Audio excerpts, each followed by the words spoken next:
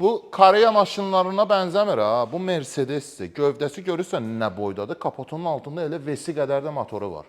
Ona görə də bu Mercedes olduğu üçün biz gəlmişik bu maşının üzərində bəzi gözəllik işləri görmüşük ki, bu maşına ehtiyac idi. 555 manatlıq kampaniyamızdan istifadə edirik.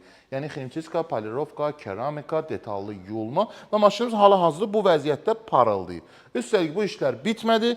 Disklərdə də təmir işləri görmüşük. 150 manata diskləri qumlamışıq, tozba ilə rəngləmişik, üstün yonmuşuq, laklamışıq və diskimiz bu vəziyyətdədir. Amma sənin diskin gözəl görsənə bilər. Sportun əyərləri yaxşı vəziyyətdə olmasa o disk gözəl görsənməyəcək. Bu maşının xırda detallarıdır ki, sən ona fikir verməlisən.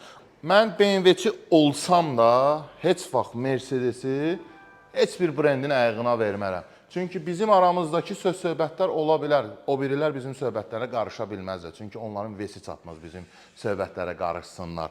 Bu arada da Qubadan gəlmiş bir maşınımızdır. Çox da gözəldir.